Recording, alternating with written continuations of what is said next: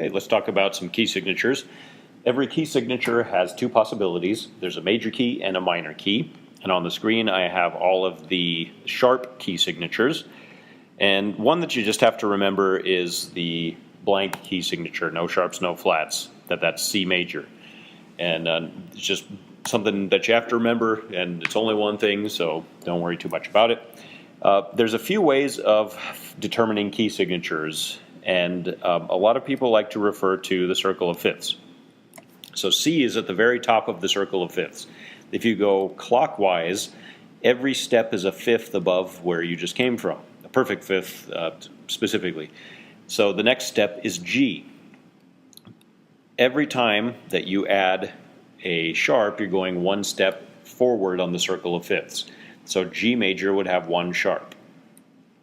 And then D major here is the next step, two sharps, and it follows all the way along. So C, G, D, A, E, B, and F sharp, C sharp eventually would be the last two.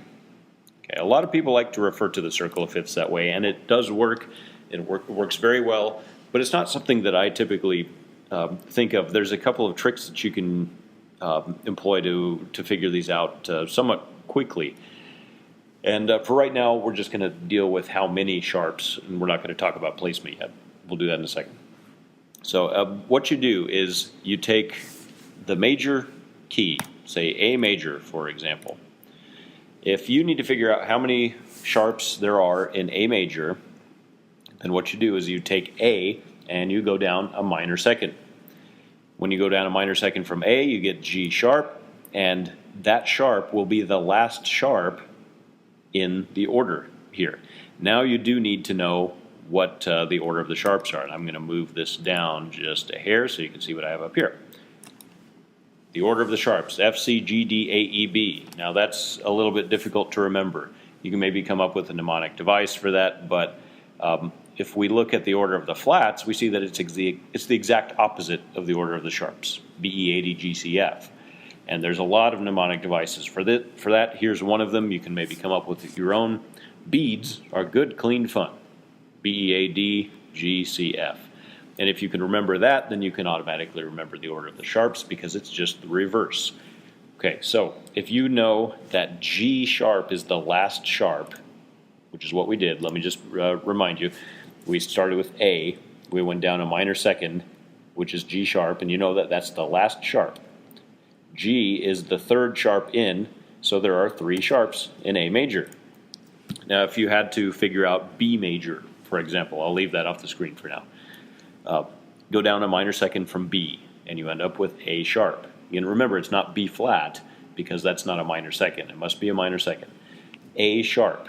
A is the 1, 2, 3, 4, 5th sharp, so there are 5 sharps in B major, which is what we see is the case here. The placement is important for sharps. Let's just look at the treble clef placement first. Whenever you put F sharp, F is always the first sharp, it goes at the top of the staff. So you're looking at an F sharp 5. You don't put it down here because we're going to run into trouble soon if you start there. And then you add a C sharp in D major, and there's no way to, well, I shouldn't say there's no way. You can't put ledger lines in a key signature. So we always avoid using ledger lines. If we went up to a C sharp, we'd have to put ledger lines. That doesn't work, so we go down to the C sharp. And then we go up to G sharp here, still no need for ledger lines. We add D sharp, and it's down here. If we went in the same direction that we have been going, we would have to have a ledger line for the A sharp, which would be the next one. We can't use ledger lines for key signatures, so we drop that A sharp down an octave and put it down here. And then the E sharp continues just as we've been going. B sharp, same deal as the A sharp. We don't want to use a ledger line, so we drop those two. Those are the two that drop down. In the bass clef, we don't necessarily have to do that, but the bass clef mimics what we did in the treble clef just for a nice clean look.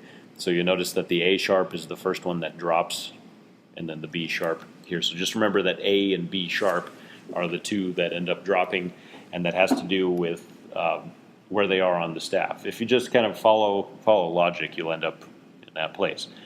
Okay, now remember there are two possibilities for every key signature, major and minor. These possibilities are related to each other. They're actually called relatives, relative major and minor. They're related by the key signature. So they have the same pitches involved, they just start in different places. If you were able to determine what the major key is by looking at a key signature, the way you can figure out the minor key is pretty easy. Again, there's a lot of different ways of doing this. This is just the way that I do it.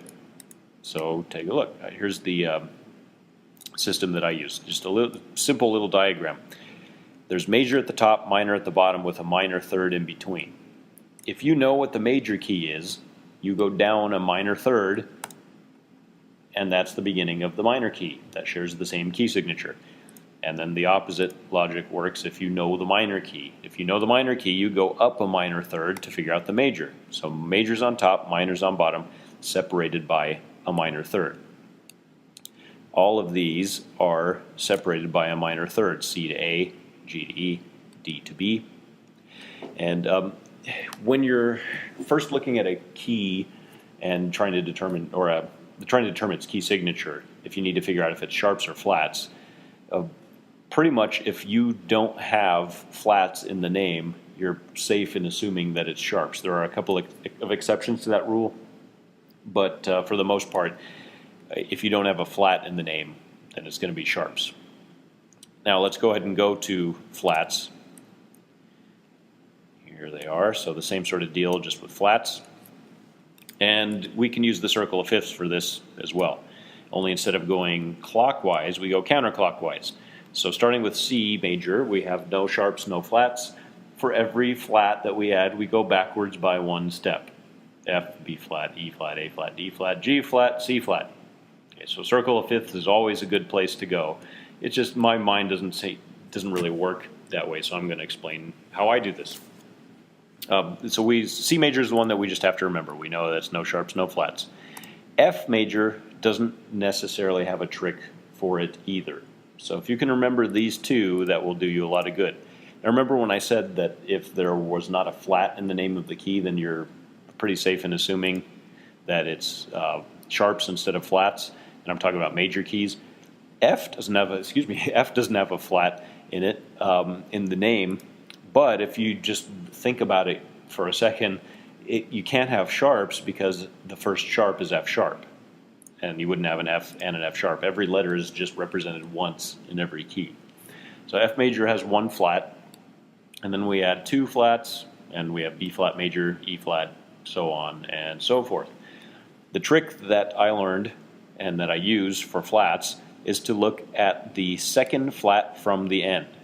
So you have to have at least two flats for this to work. So for example, if you didn't know that this was B flat major, and you saw that there were two flats, to figure out the key signature, you look at the second flat from the end, which in this situation happens to be the first one because there are only two. That's the second from the end, which is B flat. Therefore, this is B flat major. Same works for all these keys. If we look at C flat major, we look at the second flat from the end, and it's a C flat, so it's C flat major. It's different for flats than it is for sharps, these little tricks. It's just something that I kind of grabbed onto and kept using it. Same logic applies for flats as we had for sharps with the diagram here. Major and minor, major on top, minor on bottom, separated by a minor third. And each one has two possibilities. The minor scales for flat key signatures don't always have the flats in front of them. So just make sure that you're aware of what the relatives are when you're figuring these out. So say for example, I'm going to, since I have the flats up on the screen, I'm going to talk about a key signature that has sharps since we can't see it. So if you have to figure out in an assignment what the key signature is for E major, first of all, just because it's E major, you know that it's automatically going to be sharps because there's not a flat in that name, and it's not the C or the F, which we had to memorize. So we know that there's going to be sharps. Take the E, go down a minor second, and you end up with a D sharp. The order of the sharps are F, C, G, D, A, E, B. So F, C, G, D is the fourth sharp. There's four sharps: F sharp, C sharp, G sharp, D sharp. And there it is. That's absolutely right.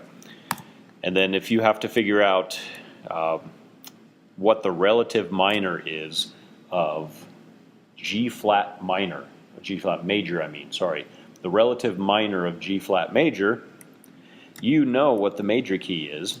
It's G flat major. Go down a minor third. A minor third below G flat is E flat. That's your minor key. E flat minor is the relative of G flat major. So there's little tricks for these. The circle of fifths is always an important tool, and you can usually figure out a lot of stuff involving tonal theory with the circle of fifths.